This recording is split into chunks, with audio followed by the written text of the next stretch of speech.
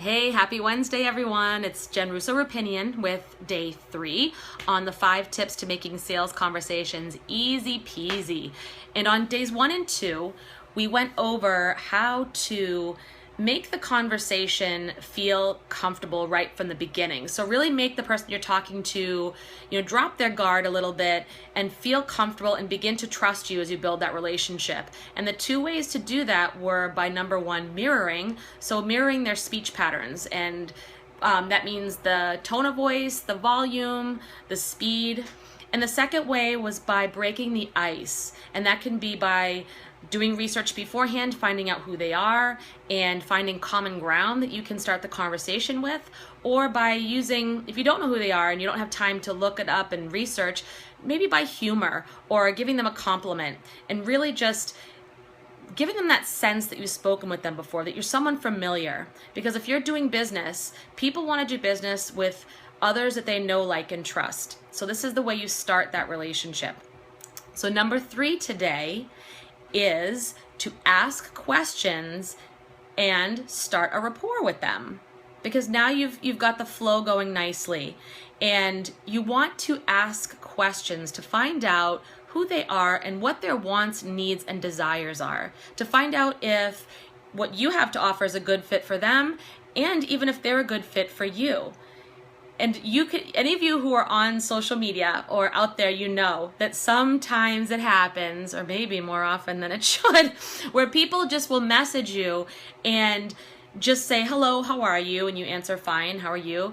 And they just put a link out to their business, or they put a video. Here, watch this video. I have this great opportunity, and you gotta get in now because it's gonna launch soon, and just really throw up on you with their business opportunity without even asking any questions, or sometimes they don't even introduce themselves. So, how does that make you feel? I mean, really think about how it would make you feel when that's done. I know I feel extremely uncomfortable with that.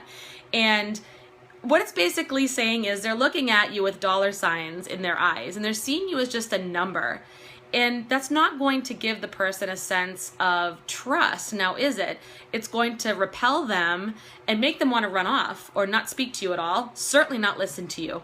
I was on a training call with my company, and the leadership on the call did a great analogy where it's like walking into somebody's house that you don't really know and doing number 2 in the middle of their living room, like just pooping on their floor, where people are just like, ew, that just makes you feel like ick.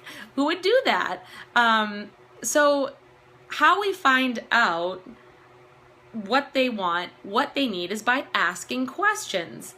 So start out with really, sometimes, and the questions can go and start any way that you feel is appropriate at the time. Usually if you've done your research and you see their Facebook wall, you can find out what they're into, what their interests are. Are they a parent? Are they into sports, cooking? There's so many different things, and you can ask a question around that. Maybe they're an entrepreneur and you notice that they're a parent. You can say, I notice that you run your own business and you're also a mom. What are some of your favorite tips and tricks for balancing your day, your business, and your family? I'd love to hear it. And really asking what they're into. Or maybe, hey, I can see you love to travel and you've gone to some awesome places. What was your favorite place? Or even further, you could say, do you feel like, you get enough travel? Is it something you love and you want to do more of? And just keep asking the questions. If it's someone who has already expressed interest in building a business, you could say, hey, what attracted you to the home business industry? What about it did you like? And what do you think it could do for you? What would your life look like if you had a successful home business? Why does it matter to you? What's important to you about that? And really, so those open-ended questions to get them thinking and really talking about what they really want, what their desires are. And then you can tell from there where to lead the conversation. Is it appropriate to say, I have done this before with people that I've asked them, I knew they were network marketers, and I said, so what do you do for marketing? What's your favorite? Do you love social media? And they might say Facebook, and I'll say, great, and I love Facebook too. What is your favorite way to meet people? Or what are your biggest challenges when you're trying to meet people? Is it finding the right people to talk to? Is it starting the conversation? Is it, introducing your opportunity? What is your biggest challenge?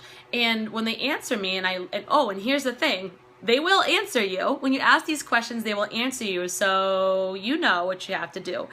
that old saying that God gives us 2 ears and 1 mouth for a reason. You need to listen and actively listen. And I don't know about you, but I am at the point in my life where, and this is probably true, for everyone, that write it down. Don't assume you're going to remember everything, and you really want to capture these details and remember them. I am lucky because I have a system that I work with in one of my companies that provides me with a database as part of the system, so I can just go and type in. It automatically captures the people that I talk to, so I can just type in the details as we're talking and save it. It's so convenient. But if you don't have something like that, you need to write it down and take this information and listen to what they have to say. And from there, you can say, like, for example, I'll say, oh, so your biggest challenge is really opening up the conversation. Well, I have this great training on prospecting. Would that help you? Because the next thing you want to do is, before you give them any information about your business or training or anything like that, ask permission. Be respectful, ask permission.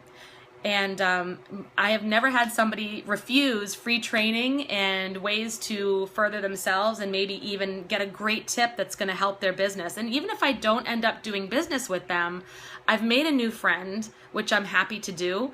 And also, you never know if they might be familiar with somebody who might need what I have to offer, and vice versa. So it's all about building the relationships, asking the questions, listening to their responses, and now you've started that great rapport back and forth.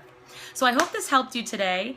And so let's recap real quick. So mirroring speech patterns, breaking the ice, and making the flow comfortable, and then asking questions and building that rapport.